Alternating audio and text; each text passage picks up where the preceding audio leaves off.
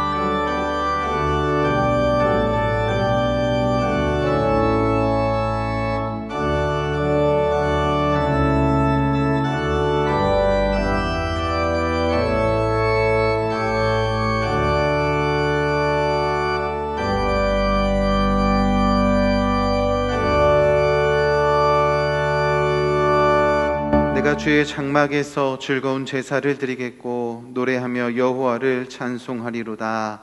아멘. 좋으신 아버지 하나님, 거룩한 주일 우리를 예배의 자리로 모이게 하시니 감사를 드립니다. 이 시간 온전한 마음으로 예배드릴 때 우리의 예배를 기쁘게 받아주시고 충만한 은혜를 내려 주시옵소서. 예수님의 이름으로 기도드립니다. 아멘.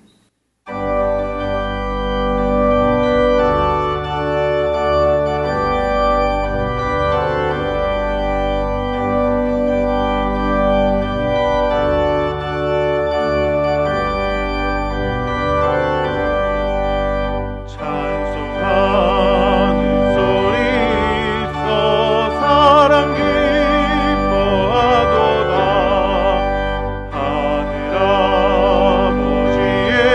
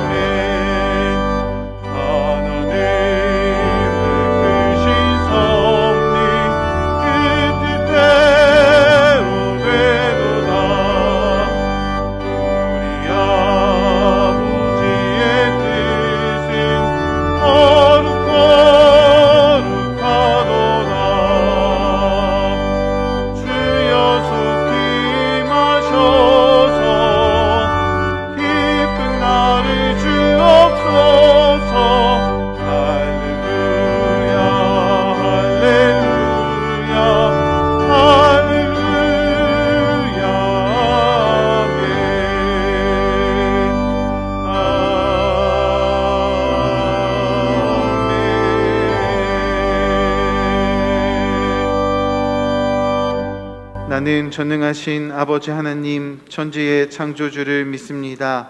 나는 그의 유일하신 아들 우리 주 예수 그리스도를 믿습니다.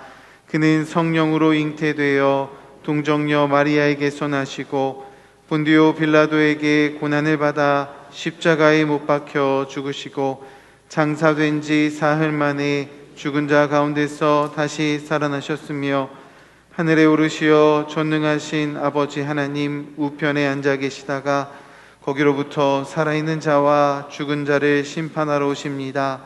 나는 성령을 믿으며 거룩한 공교회와 성도의 교제와 죄를 용서받는 것과 몸의 부활과 영생을 믿습니다. 아멘.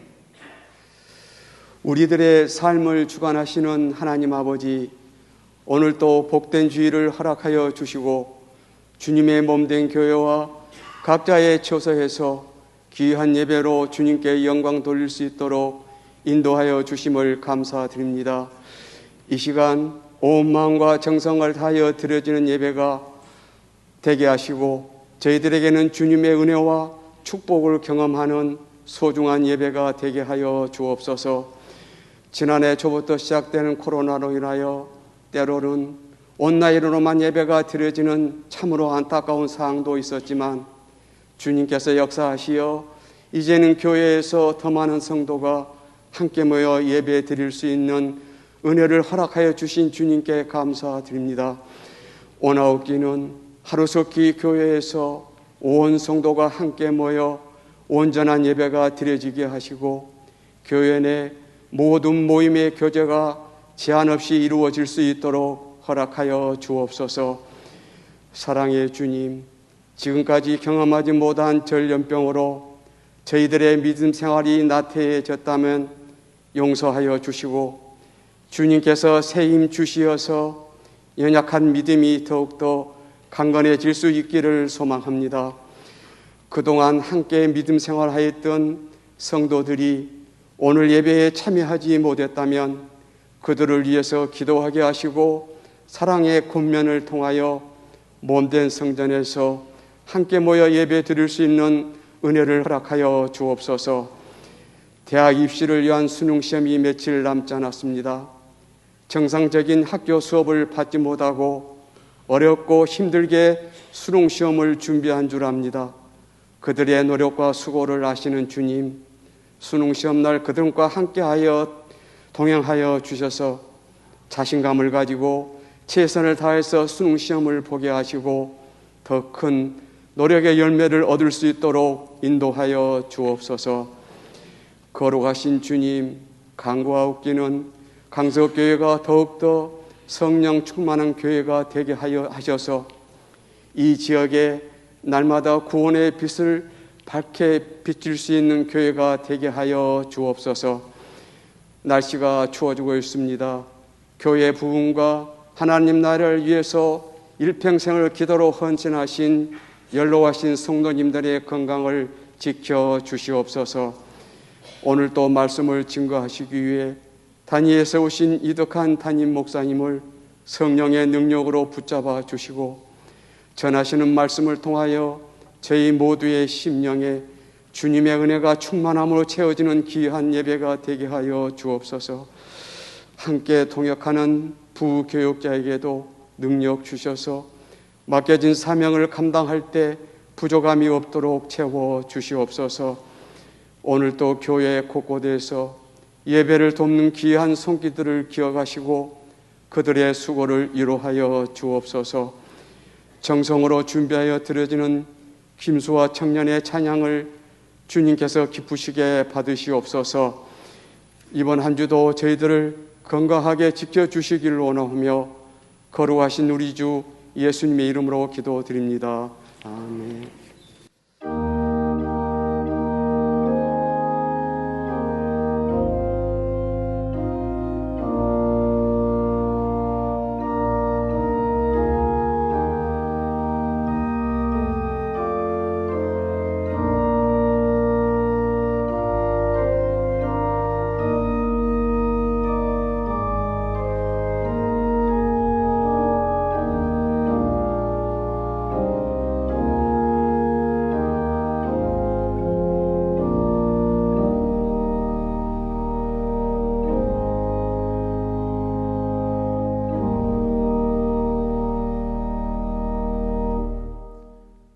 교회 소식을 말씀드리겠습니다. 다음 주일은 추수감사 주일입니다. 한 해 동안 베풀어 주신 은혜에 감사하는 성도가 되시기 바랍니다.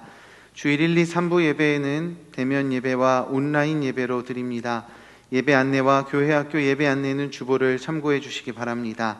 모임입니다. 교육위원회가 3부 예배 후에 4층 당회실에서 있습니다. 기관총회 안내는 주보를 참고해 주시기 바랍니다.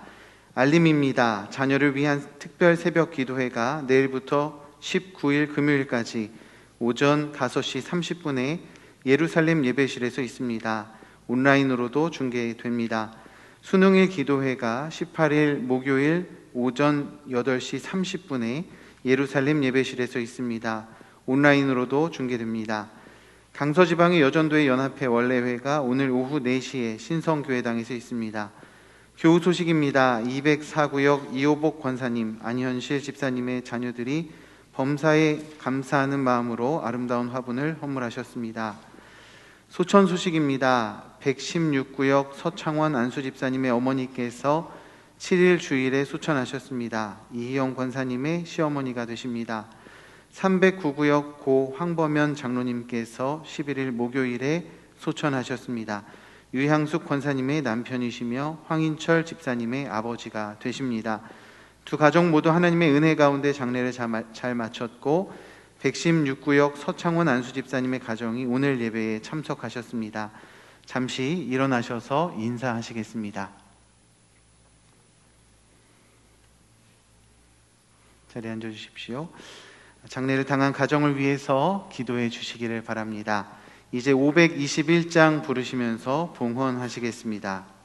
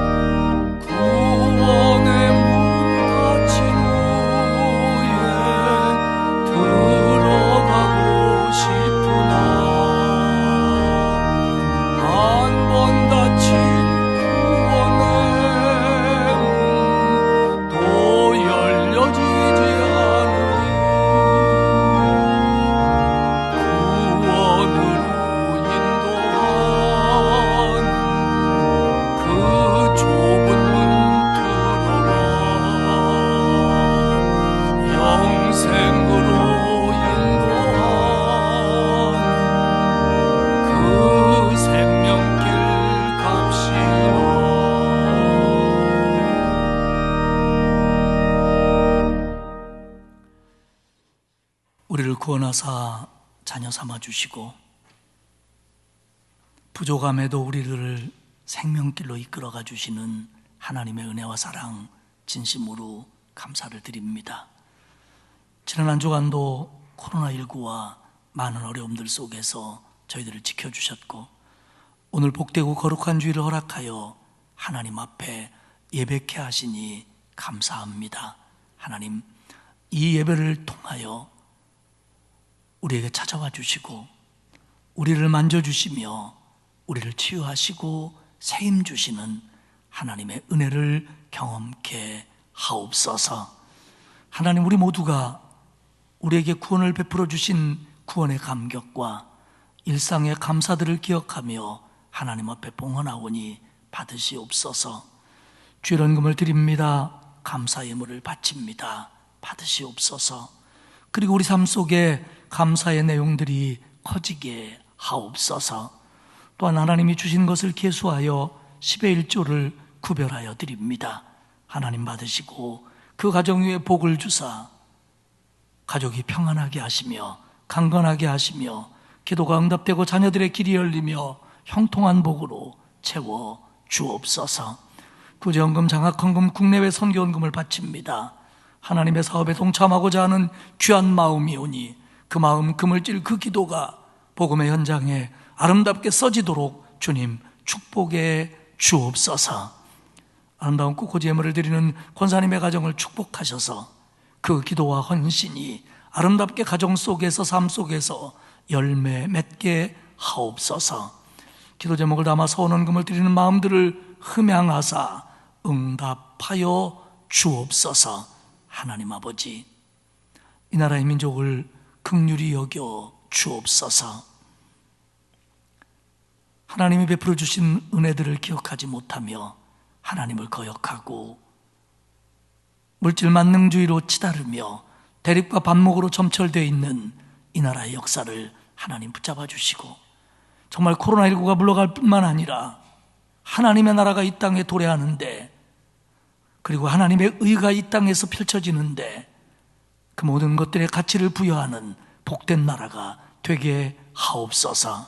그래서 정치, 경제, 사회, 문화, 교육 속에서 하나님의 의가 드러날 수 있도록 만들어 주옵시고 우리 교회가 성도들이 먼저 이 일에 앞장서게 하시옵소서. 하나님, 우리 교회를 축복해 주시니 감사합니다. 우리 교회를 통해서 더 많은 영혼들이 구원받게 하시고 삶의 기쁨과 소망을 찾도록 도와주시되 연로하신 어른들에게 강건함을 주시고 하늘의 소망으로 오늘의 힘이 되도록 도와주옵소서. 하나님, 여러 가지 질병으로 고통받는 성도들이 있습니다. 긍휼히 여겨 주옵소서. 암으로, 여러 가지 중병으로, 부상으로, 또 자신과 가족들의 고통으로 슬퍼하는, 기도하는 성도들이 있사오니 하나님 불쌍히 여기시고 신유의 은혜를 내리사 치유하여 주옵소서. 그리고 가정의 경제적인 어려움들을 해결해 주시며 손대하는 일을 통하여 복을 받게 하옵소서. 우리의 자녀들의 앞날을 축복해 주시되 특별히 믿음 안에 자라나고 있는 자녀들에게 더욱 그리하여 주시며 공부하는 자녀들에게 지혜를 부어주시고 직장의 복과 일터의 복과 가정의 복을 허락하여 주옵소서. 수능을 앞두고 있는 자녀들에게 평강을 주시고 건강을 주시고 지혜를 주시어서 남은 시간 잘 준비하여 최선의 열매를 거두도록 주님 동행하여 주옵소서. 아버지 하나님, 이번 한 주간을 살아갈 때에도 하나님이 코로나로부터 우리의 방패가 되시며 피난처가 되시고 여러 가지 질병과 위험과 어려움으로부터 보호하셔서 이번 한 주간도 기쁨과 감사가 넘치는 그런 한 주간 되게 하시옵소서. 이 예배를 통하여 우리에게 말씀해 주시며 은혜 주실 줄 믿고 예수님 귀하신 이름으로 기도하옵나이다. 아멘.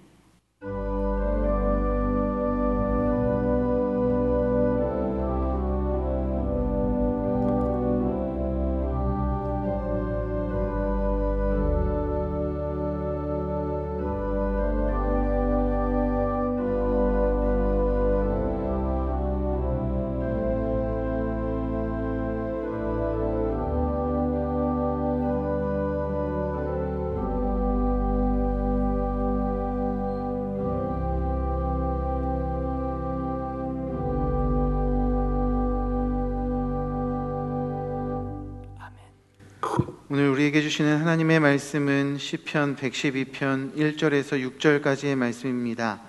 구약성경 887페이지입니다. 시편 112편 1절에서 6절까지의 말씀을 제가 봉독하겠습니다. 할렐루야. 여호와를 경외하며 그의 계명을 크게 즐거워하는 자는 복이 있도다. 그의 후손이 땅에서 강성하며 정직한 자들의 후손에게 복이 있으리로다.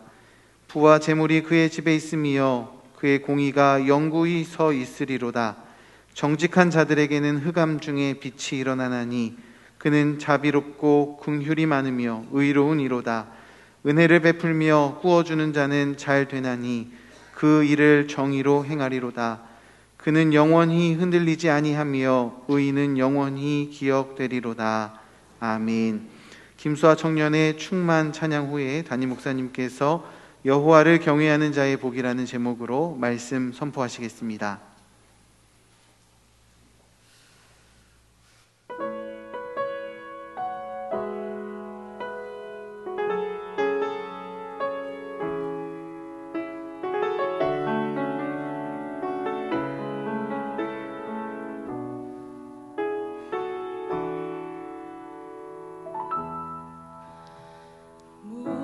무명이어도 공허하지 않은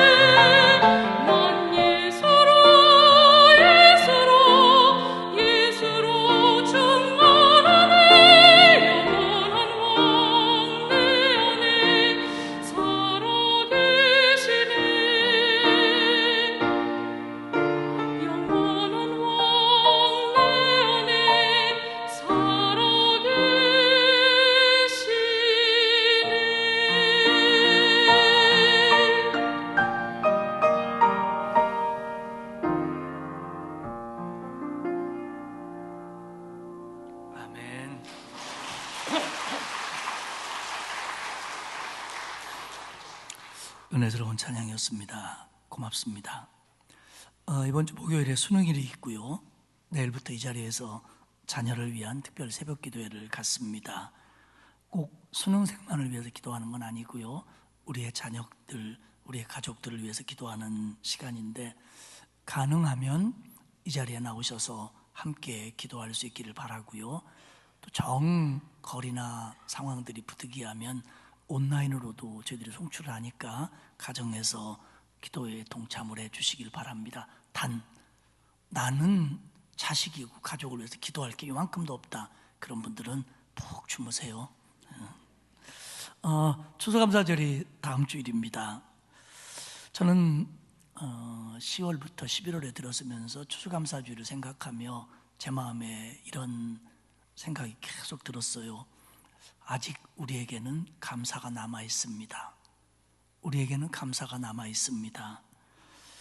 무화과나무가 무성하지 못하고 포도나무 열매가 없고 감람나무에 소출이 없고 양과 소가 없을지라도 여호와로 인해서 즐거워하고 구원의 하나님으로 인해서 기뻐했던 하박국의 마음처럼, 상황은 어떤 면에서 성도마다 상황이 달라 정말 감사를 말하기 어려울지라도 그래도 하나님, 내 안에는 감사가 남아 있습니다, 이런 마음으로 이번 한 주간을 기도하며 보내시고, 다음 주일 정말 남아있는 감사로 하나님 앞에 감사절기를 지킬 수 있는 저와 여러분이 되시기를 축복합니다.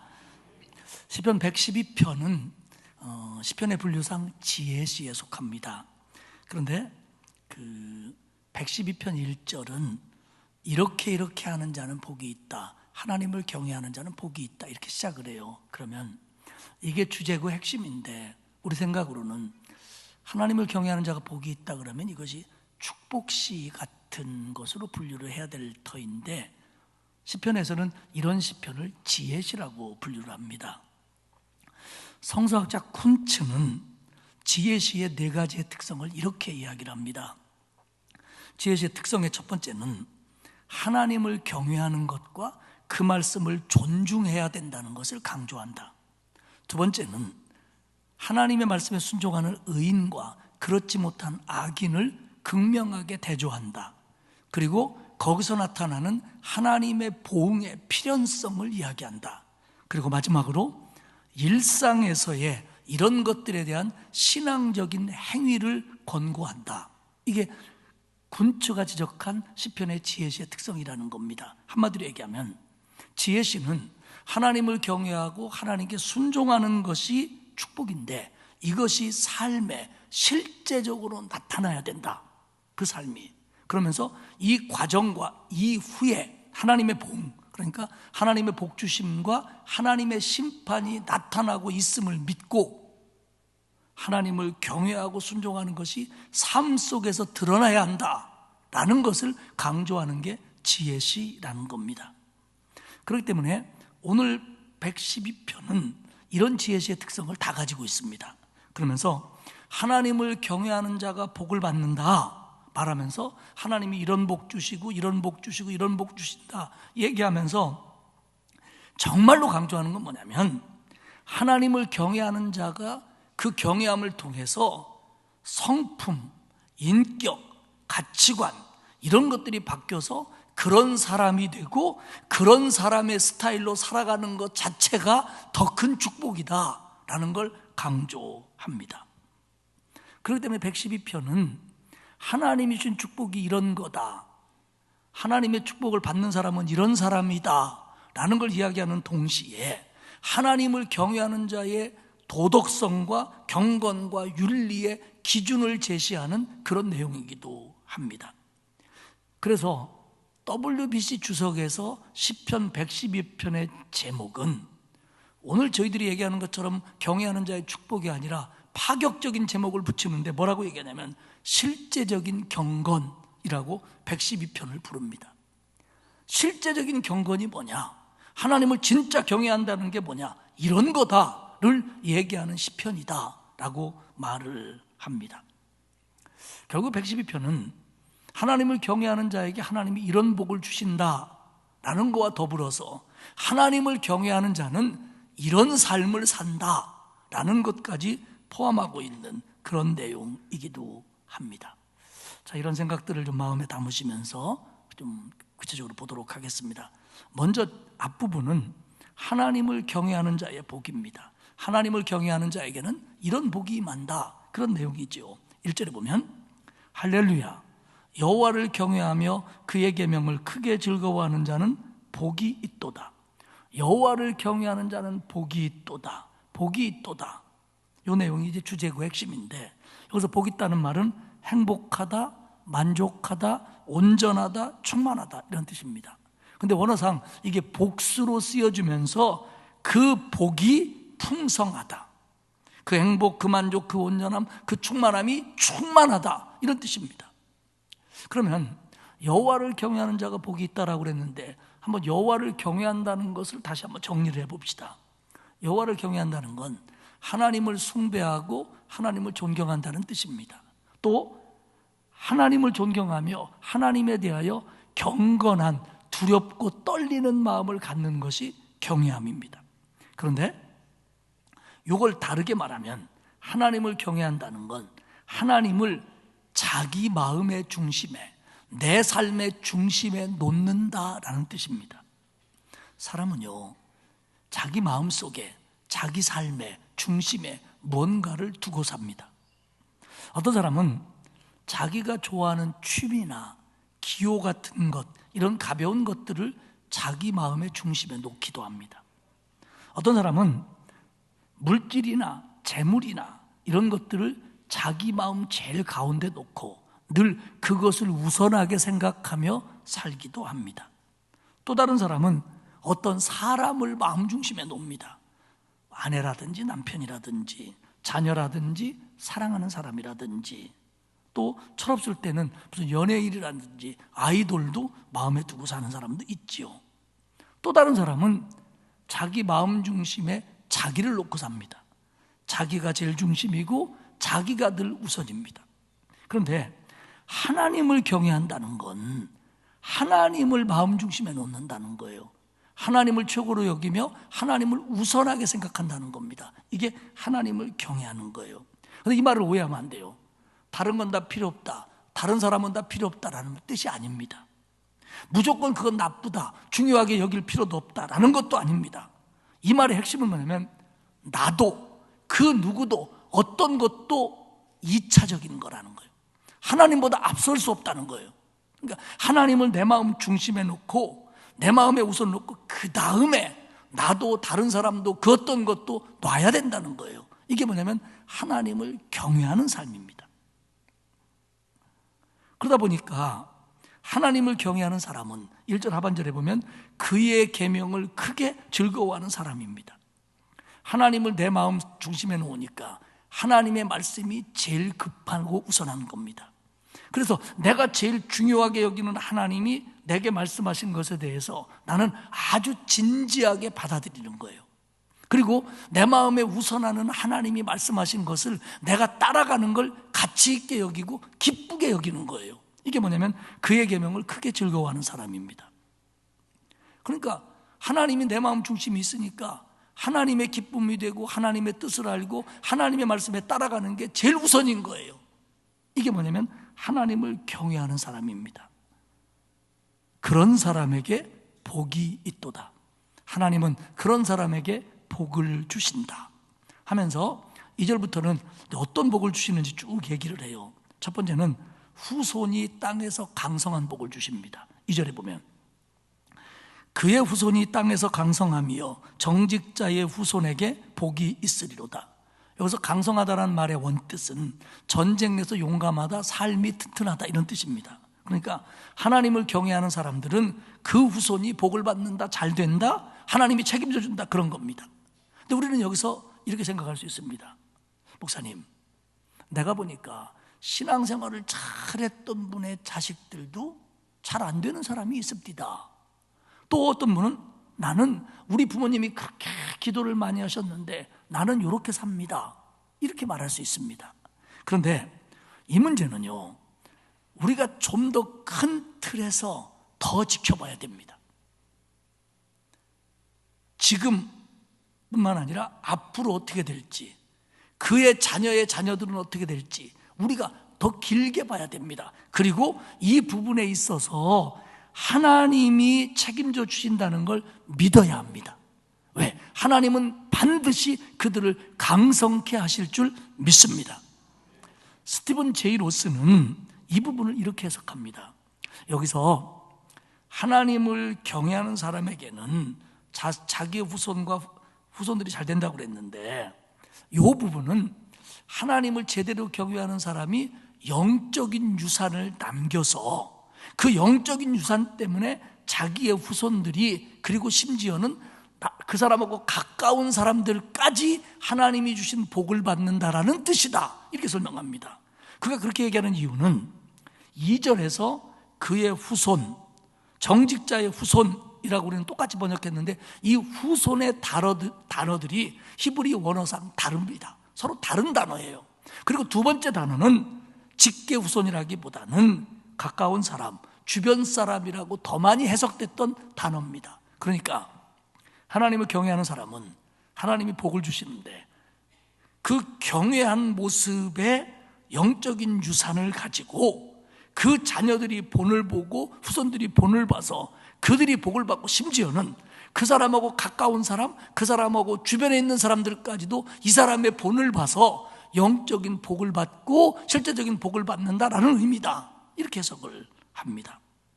결국 영적인 유산이 흘러가든 아니면 그것을 통한 하나님의 보호하심이든, 정직자의 후손이, 이 정직자를 거짓말 않는다라는 얘기가 아니라 하나님을 경외한다는 것의 다른 표현입니다.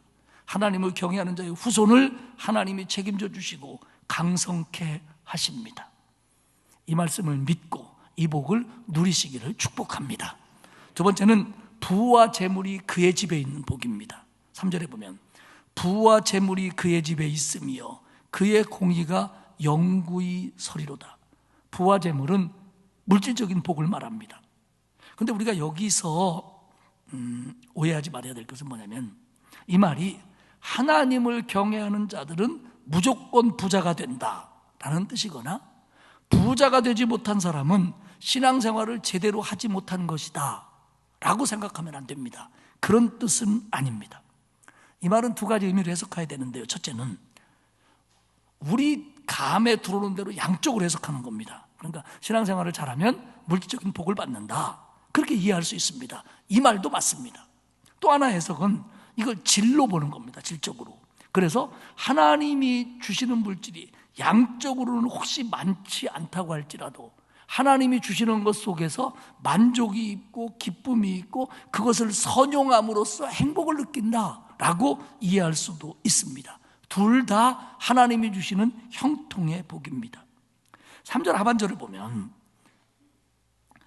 부와 재물이 그의 집에 있으며 그의 공의가 영구히 서 있으리로다.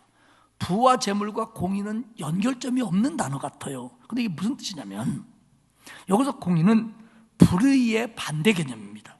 그리고 여기서 공의는 하나님의 공의라는 뜻보다는 그의 형통, 그의 선행이라는 의미가 강합니다. 무슨 얘기냐면, 2절에서 말하는 물질의 축복이라는 게 그의 양이, 물질의 양이 많음도 뜻할 수 있지만, 그것보다는 하나님이 주시는 물질로 이루는 가치, 거기서 느끼는 감사, 그것의 선용, 이거에도 초점을 두고 있다는 거예요. 그게 뭐냐면 그의 공의가 서 있으리로답니다. 즉 하나님이 주시는 물질을 가지고 살아가는 데 있어서 거기서 기쁨이 있고 만족이 있고 하나님의 선함이 드러나고 하는 것으로 인한 행복을 느끼는 거, 이게 진짜 축복이라는 거예요. 왜냐하면 많이 갖고도 이 행복을 못 느끼는 사람이 많습니다. 많이 갖고도 이 뜻을 행하지 못하는 사람이 많기 때문에 그렇습니다. 그렇기 때문에 얼마나 많냐는 것보다는 그걸 가지고 얼마나 행복해하느냐, 그걸 가지고 얼마나 하나님의 의를 드러내느냐, 여기에 초점이 맞춰 있고, 그런 행복이 그 집에 있는 축복을 하나님은 하나님을 경외하는 자에게 주신다는 겁니다. 자손을 책임져 주시고 물질을 통한 가치와 행복을 주시고, 세 번째로는 어두운 세상에서 하나님의 빛 비춰주심을 받는 복을 누린다는 겁니다. 이 빛은요, 하나님의 자신을 뜻할 때도 있었지만 여기서는 하나님을 경외하는 자에게 하나님이 빛을 비춰주심으로 말미암아 깨달음이 얻고 지혜가 생기는 조명하시는 영적인 빛을 말합니다. 흑암 속에서, 흑암이 죄악, 실패, 저주를 말한다면 빛은 구원, 생명, 소망입니다. 그러니까 사는 세상이 어둡다는 거예요. 어둡다 보니까 사람들이 잘 못 봐요. 정확하게 못 봐요. 그런데 이 어두운 세상에서도 하나님이 빛을 비춰주심으로 말미암아 깨달음을 주시기 때문에 다른 사람들에게 없는 영적인 분별력, 신앙적인 시각, 신앙적인 가치관을 가지고 남들이 보지 못하는 것을 보며 남들이 누리지 못하는 행복을 누리는 복을 누린다는 겁니다. 할렐루야. 그러니까 어두운 세상이지만 하나님이 주시는 빛으로 말미암아 그들이 누리지 못하는 걸 누린다는 거예요. 그러면서 그 예로서 무슨 얘기를 하냐면 자비롭고 긍휼이 많고 의로운 인생을 살아간다, 이렇게 얘기합니다. 자비롭고 친절하고 따뜻하고 자애롭고 남을 위로하고 남을 북돋아주는 겁니다. 어두운 세상에서 이렇게 살기가 쉽지 않다는 거예요. 긍휼이 많습니다. 어려움 가운데 있는 이들과 공감하며 그들과 마음을 나눕니다. 무감각하거나 무관심하지 않고 다른 사람에 대한 연민이 가득합니다. 의롭습니다. 의로워서 하나님의 기준에 맞는 삶을 살려고 노력한다는 거예요. 사실요, 자비롭고 긍휼이 있고 의로운 것은 그리스도의 성품입니다. 그러니까 그리스도의 성품을 담는 거고요, 하나님의 마음을 닮아가는 거예요. 근데 여러분, 우리 예수 믿고 구원받았다고 그래서 한 번에 하나님의 빛이 비춰서 우리의 성품이 바뀌고 인격이 바뀌고 삶의 스타일이 바뀌는 건 아닙니다. 그러나 바뀝니다. 저는 교회 안에서 가끔 농담 반 진담 반으로 얘기하는 것 가운데 제일 싫어하는 말이 있어요. 그게 뭐냐면 예수 믿어도 사람은 안 바뀌어, 예수 믿어도 성질은 안 바뀌어. 이것 저 제일 싫어합니다. 왜? 그건 아주 비진리입니다. 예수 믿으면 사람이 바뀌어요. 예수 믿으면 성질도 바뀌어요. 나도 바뀌었어요. 제가 얼마나 성질이 죄송합니다. 네. 그런데 이게 하루아침이 되는 게 아니라 어둠 속에서 그렇게 된다는 거예요. 다시 말하면 이 어두운 세상에서 그런 성품과 그런 가치관과 그런 스타일을 갖기가 어려운데 하나님이 비춰주시는 빛으로 말미암아 사람이 하나님의 은혜로 여기서부터 바뀌기 시작해갖고 저밖에 모르고 욕심만 부리고 자기가 중심이었는데 이제는 자비도 있고 긍휼도 있고 하나님의 의를 드러내는 가치가 있는 것으로 바뀌어간다는 거예요. 이게 어떻게 바뀌냐? 하나님을 경외하고 하나님을 순종하는 과정을 통해서 바뀌어간다는 거예요. 그래서 4절 3과절에 보면 흑암 중에 빛이 일어난다는 것도 그렇게 해석할 수 있는 거예요.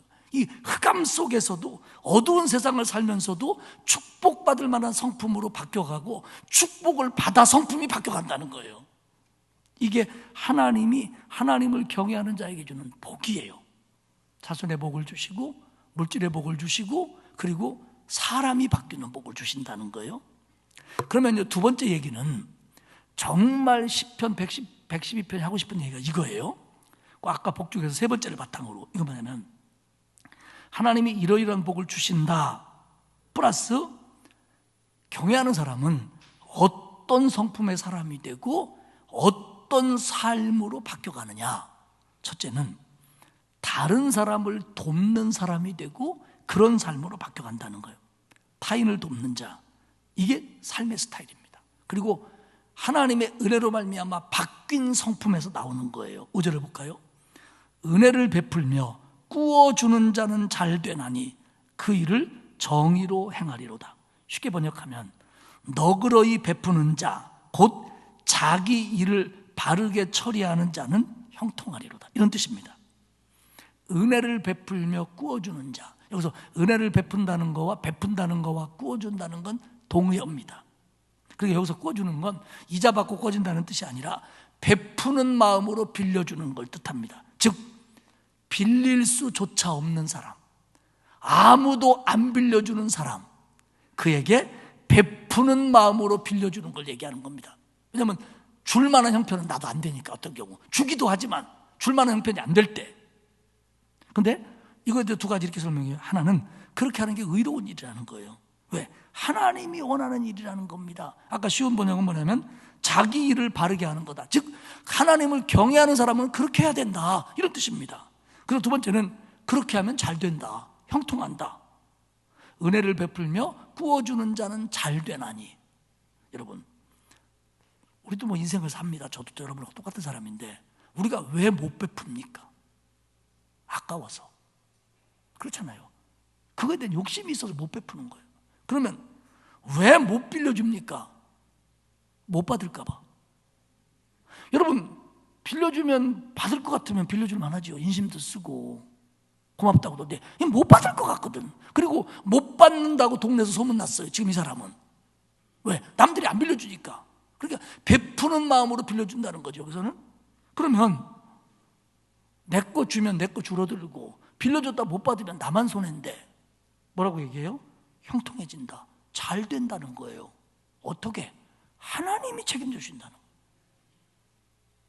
거예요. 그러니까 하나님을 경외하면 하나님의 말씀이 믿어지고 하나님의 말씀에 순종하는 것이 삶 속에 구체적으로 나타나서 그렇게 살면 하나님은 말씀하신 대로 그에게 복을 더 주신다는 얘기입니다.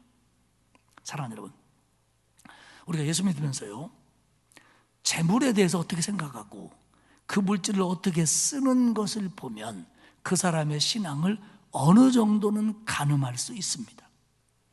물질의 주인이신 하나님, 물질을 내게 주신 하나님의 뜻대로 물질을 쓰는 게 이게 바른 신앙이에요. 그런데 왜 못하냐? 아까 얘기했잖아요. 아까워서, 욕심 때문에. 이게 내가 본 것 같거든. 그리고 이거 쓰면 내 거 줄어들거든. 그러니까 안 그렇다고 말하지만 사실은 하나님이 줬다, 하나님이 책임진다라고는 믿음이 약하기 때문에 그래요, 우리가요. 그렇다고 막 돈 있는 거 막 길거리에다 내밀고 다니라는 얘기가 아니에요. 사랑하는 여러분, 하나님을 경외하는 자는 물질을 사용하면서도 하나님의 뜻과 하나님의 말씀에 따라 선용하는 거예요. 그런 사람이 되는 게, 그런 삶의 스타일이 되는 게 하나님을 경외하는 사람에게 주는 복이라는 거예요. 나머지는 책임져 주시니까. 그리고 9절에도 얘기합니다.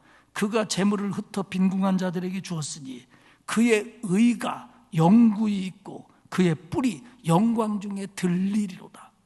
재물을 흩어, 이 말은 뿌리다는 뜻이에요. 준다는 뜻이죠. 그 의가 영구히 있고, 의로운 행동이 영원히 할 수 있고, 그렇게 할 수 있게 하시고, 또 다른 번역은 그의 형통이, 번영이 영원하다. 그렇게 살면 그의 형통을 영원하도록 하나님이 책임져 준다는 거예요. 그리고 그의 뿔, 권세나 힘입니다. 이걸 하나님이 높여주시겠다는 겁니다. 그렇게 살면. 그렇기 때문에 그렇게 사는 게 이런 결과가 있기 때문에 그렇게 사는 것 자체가 축복이라는 거예요.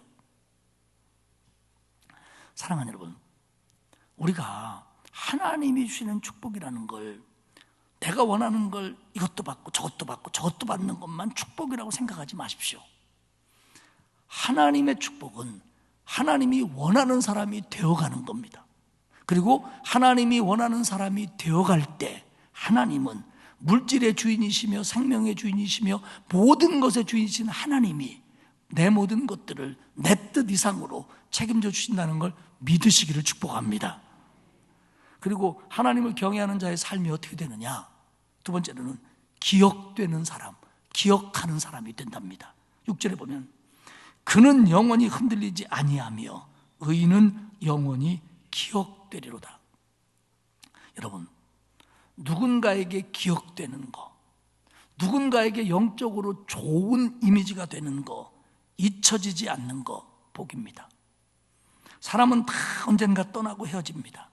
세상을 떠나기도 하고 헤어지기도 하고 보고 싶어도 못 만날 수도 있어요. 그런데 긍정적인 면에서 그 사람이 돌아가셨든 살아계시든 간에 그립고 기억되고 마음에 남아있는 사람이 된다고 하는 것은 굉장한 축복입니다. 뭐 그런다고 밥 먹여줍니까? 이렇게 물으신다면 저는 이렇게 말하고 싶어요. 밥만 먹고 삽니까? 근데 지금 이 사람은 왜 기억되냐면요, 아름답고 멋있어서 기억되는 게 아니에요. 이 사람의 아름다운 신앙 때문에 기억되는 거예요. 본이 되었던 삶의 모습 때문에 기준이 되는 거예요. 전에 번역은요 이렇게 돼 있어요. 영원히, 의인은 영원히 기념하게 되리로다. 여기서 기념한다는 것은 그 사람이 기준이 되어 내 마음속에 남아있다, 이런 뜻입니다. 그러니까 아무개 누구, 그래, 기도는 참 그분이 본이었어. 정말 물질 생활은 그분이 본이었어. 교회 헌신은 정말 그분처럼 해야 돼. 이런 기념으로 내 마음속에 남는다는 거예요. 이게 얼마나 축복입니까, 여러분? 이게 얼마나 축복입니까? 바른 신앙으로 살아가는 자들은 하나님도 인정해 주지만 사람들도 그 사람을 알아본다는 거예요. 마음속에 둔다는 거예요. 본받을 만한 사람이 된다는 거예요. 그 사람이 내 신앙의 기준이 된다는 거예요. 그런 축복이 경외하는 자에게 주신다는 거예요. 여러분, 저도 여러분도 그런 성도들이 다 되시기를 축복합니다. 세 번째로는 두려움이 없는 흔들림을 삶은 사는 사람이 되게 된다는 겁니다. 6절 상반절에 보면 그는 영원히 흔들리지 아니하며, 하나님이 내 중심이 있기 때문에 내 삶이 하나님에게 깊이 뿌리를 내리고 그 말씀에 뿌리를 깊게 했기 때문에 흔들리지 않는 겁니다. 여기서 흔들리다는 요동하다입니다. 산이 흔들리는 거예요. 불안불안하다, 위태위태하다, 이런 뜻입니다. 그러니까 하나님을 경외하는 자는 흔들리지 않는다는 거예요. 근데 오해하지 마십시오. 이 말은 하나님을 경외하는 자에게는 흔들릴 일이 없다, 위태한 일이 안 생긴다 라는 뜻이 아닙니다. 그런 일이 있다, 그런 일이 있을지라도 흔들리지 않는다라는 뜻입니다. 7절을 보면 그는 흉한 소문을 두려워하지 아니하며 여호와를 의뢰하고 그의 마음을 굳게 정하였도다. 흉한 소문, 흉한 소식입니다. 안 좋은 소식입니다. 안 좋은 일입니다. 그게 일어나는데, 기쁜 소식, 아름다운 소식이 아니고 나쁜 일들이 일어날 수 있는데 이걸 견뎌낸다는 거예요. 여러분, 하나님을 경외하는 자에게도 고난이 있다는 겁니다. 우리가 현실적으로 약한 육체를 가지고 있기 때문에 우리에게 고난도 일어나고 재단도 일어나고 다 일어나요. 이런 걸로부터 면제되지 않는다는 거예요, 100%. 그런데 7절 하반절에 보면 여호와를 의뢰하고 그의 마음을 굳게 정하였기 때문에 흔들리지 않고 두려워하지 않을 수 있다는 겁니다. 신앙생활 잘하는데도 어려움은 찾아올 수 있습니다. 이건 정상입니다. 그런데 그것 때문에 흔들리는 건 비정상입니다. 하나님을 향한 마음이 견고하고 내 마음 중심에 있는 하나님을 신뢰하기 때문에, 이게 분명하기 때문에 나를 흔들어 놓을 일들이 생기지만, 그러나 여기서도 흔들리지 않고 두려워하지 않는 삶이 된다는 겁니다. 이게 축복입니다. 여러분, 두려움이 마음속에서 생기는 거라면 흔들림은 그 두려움으로 인하여 나타나는 눈에 보이는 현상입니다. 우리가 운동 경기할 때 흔히 그렇게 얘기하죠. 멘탈이 무너지면 잘하던 것도 못합니다. 떨리는 마음이 들고 갑자기 멘탈이 무너지면 하던 것도 제대로 안 돼요. 사람 다 똑같아요. 두려운 마음이 생기고 염려가 생기고 긴장이 생기면 제대로 안 돼요. 그런데 그런 일들이, 우리를 흔들 일들이 많이 생기지만 하나님을 믿기에, 하나님을 붙잡았기에 마음속에 두려운 마음이 없고 두려운 마음이 없으니까 흔들리지 않는다는 겁니다. 8절도 똑같은 얘기예요. 그의 마음이 견고하여 두려워하지 아니할 것이라. 겁대가리 없이 세상을 산다는 게 아니라 지금 내 상황이 흔들리기 딱 맞고 지금 두려워하기 딱 맞는 역경이지만 내가 하나님을 믿기 때문에, 하나님을 붙들기 때문에 두려워하지 않고 흔들림을 이길 수 있다는 거예요. 여러분, 왜 우리가 안 흔들릴 줄 압니까? 우리 다 약해요.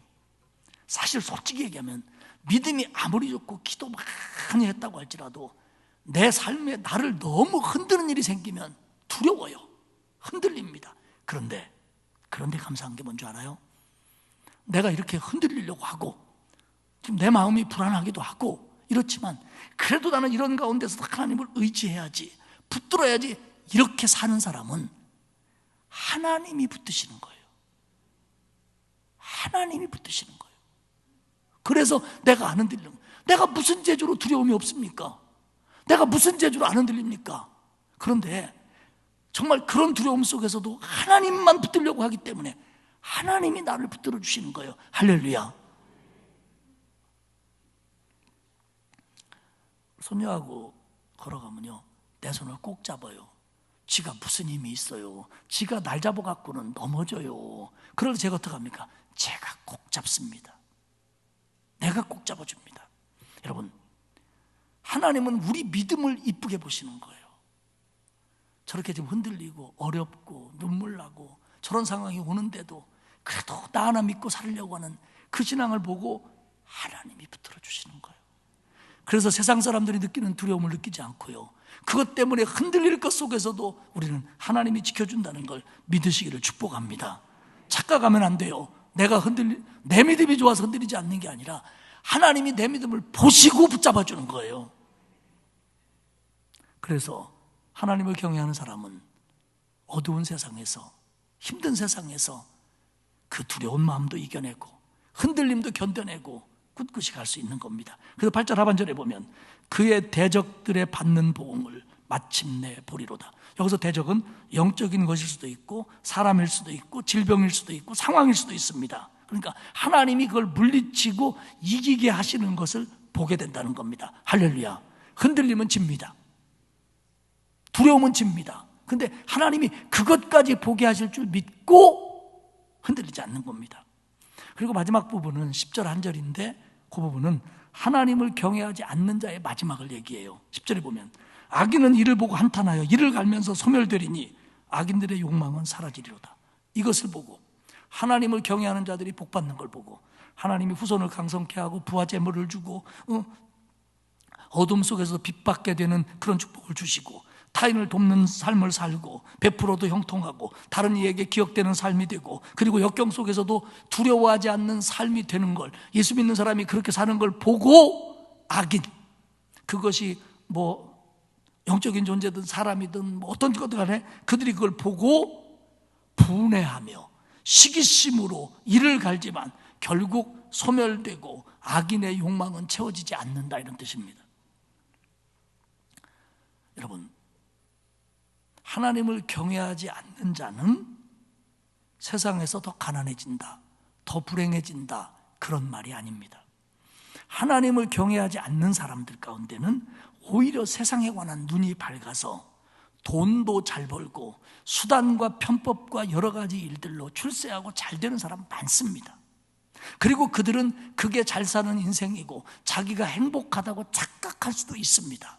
그런데 그 마지막은 하나님 앞에서의 멸망인데, 그렇다면 그 멸망으로 달려가게 했던 부귀와 영화가 무엇이냐라고 오늘 시편은 얘기하는 겁니다.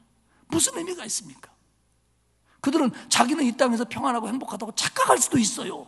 그런데 마지막의 멸망인데, 그리고 하나님을 경외한 자들이 어떻게 마지막이 되는지를 보게 되는데 그가 세상에서 붙잡았던 가치가 무슨 소용이 있냐는 거예요.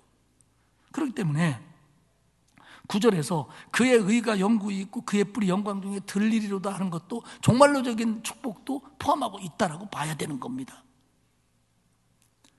사랑하는 여러분, 60년 넘게 제가 살아왔는데 아직도 세상을 잘 모르겠어요. 어떤 때는 헷갈릴 때도 많아요. 그만큼 우리가 지혜롭지 못하고 우리의 믿음이 약하고 우리가 뭐 여러 가지가 부족하기 때문에 그래요. 그렇기 때문에 이제는 우리가 인생을 살면서 경험할 만큼 경험한 게 뭐냐면, 내가 인생을 이만큼 안다가 아니라, 내가 인생을 내 마음대로 할 수 있다가 아니라 그게 안 된다. 그렇기 때문에 더더욱 나는 하나님을 붙들어야 된답니다. 하나님을 경외한다는 게 뭐예요? 하나님 중심에 안 놓고 살아봤자 소용없다.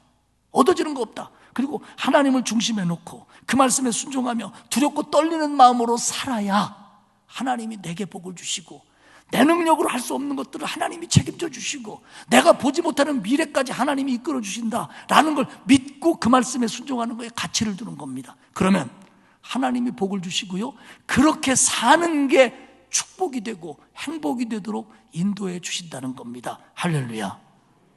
세상은 우리를 흔들어 놓습니다.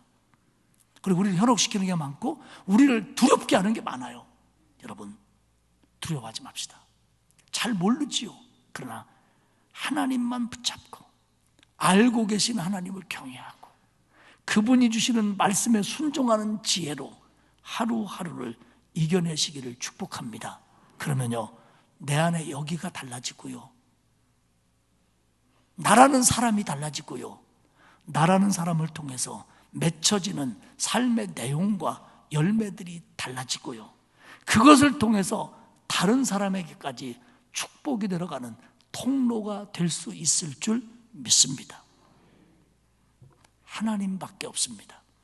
하나님을 경외하는 자에게 복이 있다는 걸 아는 게 지혜입니다. 그게 신앙입니다. 그리고 우리가 붙잡아야 될 가장 중요한 겁니다. 하나님을 내 마음에 첫째로 놓고, 그래서 그 말씀에 순종하는 걸 우선순위를 두고, 그리고 그것에 의해서 다른 것들을 바라보고 사랑하고 더불어 살아가는 저와 여러분이 되시기를 주님의 이름으로 축복합니다. 하나님 고맙습니다. 우리를 구원하시고 부족하지만 하나님을 경외하며 하나님의 말씀에 순종하는 삶을 살게 하신 거 고맙습니다. 하나님을 경외하는 자에게 가정과 자손을 책임져 주시고 물질의 복을 주시고, 그리고 내가 알지 못하는 것까지도 하나님께서 이끌어 주시는 복을 주시는 거 믿고 감사를 드립니다. 또한 하나님을 경외하는 자의 삶이 바뀌고 하나님이 기뻐하시고 사람들이 존경할 만한 그런 삶이 되어간다는 것도 믿습니다. 하나님, 우리에게 은혜를 베풀어 주사 하나님을 더 경외하게 하시고 하나님 말씀에 순종함으로 말미암아 하나님이 원하는 사람이 되고 하나님이 주시는 복들을 누리는 복된 사람이 되도록 만들어 주옵소서. 그리고 축복의 통로들이 되도록 하나님 만들어 주옵소서. 감사드리며 예수님의 이름으로 기도합니다. 아멘. 찬송가 449장 1절 2절 마지막 절 부르도록 하겠습니다.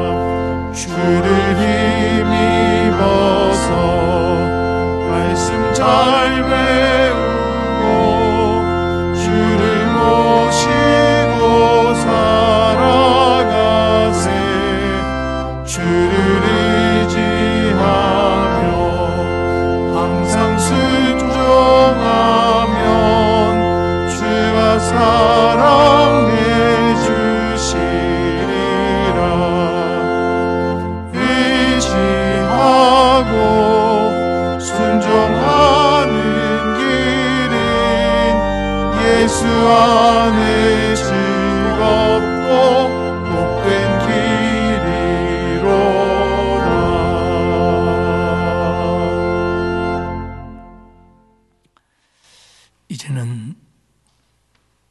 우리 주님 예수 그리스도의 은혜와 하나님 아버지의 넓고 크신 사랑하심과 성령님의 감화감동, 위로 교통하시는 역사가 하나님을 경외하는 자에게 복이 있음을 믿고 그런 복을 누리고 그런 삶을 살기 위하여 더욱 경외하며 더욱 순종할 것을 다짐하는 온 성도들 머리머리 위에와 그 자녀와 가정과 일터 위에와 그리고 우리 교회 이 나라 위에 이제로부터 영원토록 함께하옵시기를 간절히 축원하옵나이다. 아멘.